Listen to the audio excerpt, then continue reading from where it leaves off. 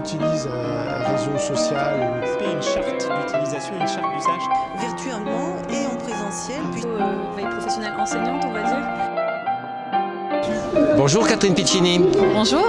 Vous êtes parent d'élèves et je vous trouve aux Rencontres de l'Orme de Marseille. Mais qu'est-ce que vous faites exactement ici? Alors j'accompagne la classe de ma fille qui est en CP dans une classe dans une école de Valoris et qui ont travaillé tout au long de l'année via Twitter. Donc c'est pour ça qu'ils sont venus présenter un peu leur travail sur ce thème, tout ce qu'ils ont pu faire tout au long de l'année avec leurs enseignants. Vous êtes donc parent d'un enfant qui tweete? Voilà, exactement. En fait, plus précisément, c'est l'enseignant qui va tweeter. Les élèves vont parler, donc ils vont plutôt utiliser l'oral et l'enseignant va tweeter parce qu'on est dans une classe de CP. Ils ont donc commencé à travailler via Twitter dès le mois de septembre. Donc ils n'avaient pas encore appris à lire, à écrire. Donc c'est l'enseignant qui tweete tout au long de la journée, quasiment tous les jours.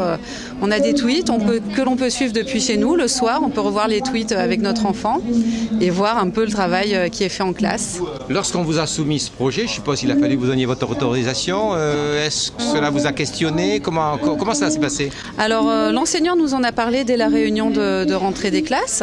On ne nous a pas forcément demandé notre autorisation. Par contre, il est vrai que les enfants sont toujours, on voit jamais leur visage, hein, donc l'image de l'enfant n'est pas du tout utilisée sur Twitter. Donc voilà, ça reste quand même très réglementé, on va dire. Mais moi, non, j'ai vu ça comme quelque chose de bien. Au contraire, on m'avait déjà parlé de cette pratique et j'avais hâte justement de voir comment ça allait rendre sur le terrain en vrai, quoi. Donc je trouve ça vraiment très bien. Alors lorsque l'enfant rentre à la maison, c'est Swan, je crois son prénom. Oui, Swan, oui. Lorsqu'elle rentre à la maison, elle vous parle de ce qui se passe à l'école? Oui, alors elle raconte, hein, quelquefois oui, quelquefois non. Hein, elle a aussi un petit jardin secret, on va dire. Mais régulièrement, on parle de Twitter. Et justement, du coup, le soir, comme ça, on peut retourner sur Twitter. Elle peut me montrer ce qu'ils ont fait en classe. Alors, ça va pas forcément être le travail. Le maître va pas forcément mettre tout le travail qui est fait en classe, bien sûr. Mais on va avoir, par exemple, tous les lundis matins, le quad neuf du matin, ce qu'on appelle le quad neuf. Donc, le maître va demander aux élèves, après le week-end, quad neuf, qu'est-ce que vous avez fait ce week-end? Chaque élève va dire ce qu'il a fait. Donc, le maître va tweeter, par exemple, je suis allé au cinéma, voir tel dessin animé, avec le prénom de l'enfant à côté. Et donc, il va faire la même chose pour tous les enfants de la classe. On va avoir beaucoup de petits travaux qui sont faits. Par exemple, ils ont fait le doublage d'un dessin animé.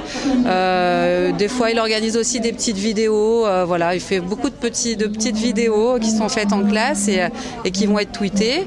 On va aussi voir tout ce qui est sorti au musée, tous les travaux qu'ils vont faire. Voilà, beaucoup de choses différentes. C'est donc une fenêtre ouverte pour vous sur la classe? C'est une fenêtre ouverte sur la classe quelque part, oui. Même si tout le travail n'est pas mis dedans, bien sûr, c'est pas le but. Vous souhaiteriez que tout le travail soit mis dedans? Non, parce que l'enseignant, déjà, ce serait pas possible au niveau du temps. Hein, l'enseignant pourrait pas. Déjà, là, je pense que ça lui prend quand même beaucoup de temps. Mais déjà, ce serait pas possible. Et puis bon, on sait pas. Pour moi, Twitter, c'est pas un moyen de contrôler le travail de l'enfant en classe. C'est plus d'avoir des fois, voilà, le côté un peu ludique de ce qu'ils font en classe et de communiquer un peu avec l'enfant. Mais voilà, on va pas forcément avoir les exercices de mathématiques qui sont faits ou des choses comme ça. Ça va vraiment rester sur du ludique, la sortie scolaire, par exemple, ce qu'on fait aujourd'hui ici à Marseille. Le maître a fait plusieurs tweets aujourd'hui. Voilà, vraiment plus sur ce qui se passe autour du travail de la classe. Alors les écrans à la maison, est-ce que votre enfant utilise les écrans à la maison? Je pense que tous les enfants aujourd'hui utilisent les écrans, bien sûr l'ordinateur pour aller sur Twitter, mais aussi, bon, c'est vrai qu'on a quand même pas mal de jeux éducatifs sur l'ordinateur. On peut pas non plus tout... La télé, quelques dessins animés sous notre contrôle quand même, bien sûr. Et voilà, après, ça s'arrête là. Une console de jeu, oui, ils en ont une, mais bon, après, c'est vrai qu'on contrôle quand même pour qu'il n'y ait pas de dérive, mais en même temps, il ne faut pas les en empêcher non plus, surtout pour l'informatique. Je pense que c'est important que les enfants sachent utiliser un ordinateur très tôt. Alors justement, l'informatique à l'école, pour vous, c'est nécessaire? C'est quelque chose qui doit se faire? Oui, je pense, parce que c'est vrai qu'on utilise l'informatique maintenant quasiment... dans n'importe quel travail et bon, je pense que les enfants seront bien plus au fait que nous d'ailleurs. Enfin, on le voit déjà en CP, ils sont capables d'utiliser, ils connaissent déjà les bases quand même de l'informatique. Donc oui, je pense que ça fait partie vraiment des citoyens du futur, quoi. Donc il faut qu'ils attaquent très tôt, oui, je pense. Merci beaucoup. Je vous remercie. J'ai fait alphabet.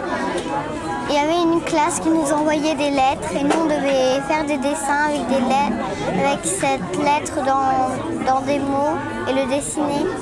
On a fait aussi le défi alphabet avec la lettre H.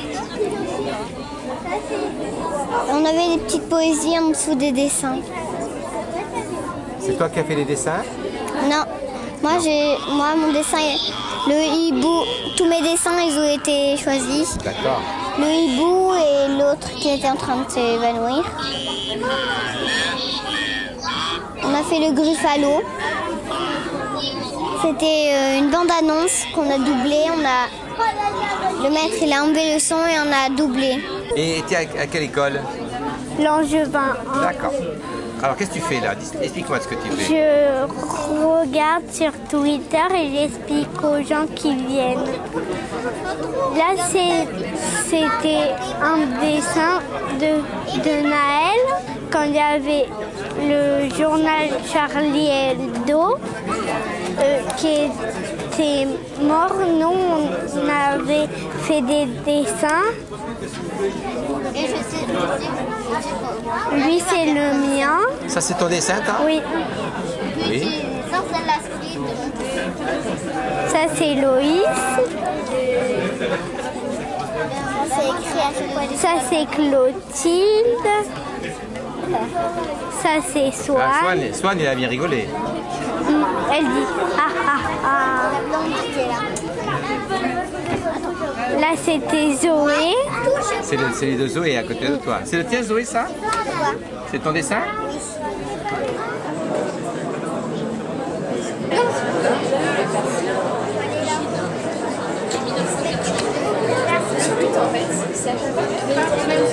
Lui de tourner à droite. Ensuite, qu'est-ce que je vais devoir faire? Là, j'ai tourné à droite et je veux aller ici. Avancer une fois. Alors là, je suis au milieu. Tourner à gauche. Tu dois monter là-haut, toi? Encore avancer. Nous, le but, c'est d'aller sur la case bleue. Hein. Tourner à gauche. Avancer. Avancer encore une fois. T'avances. Vas-y. Alors par contre, quand vous lui dites d'avancer, il avance que d'une case. Hein, c'est pour ça. On avance encore une fois. Alors là, je suis au bout. Je veux aller ici. Qu'est-ce que je dois faire? Tourner. À droite? À gauche? Tout droit. À gauche. Allez, on vérifie. 1, 2, 3, 4. Je tourne. 1, 2, 3, 4. J'allume. Voilà. Là, vous venez de faire de la programmation sur 2 niveaux.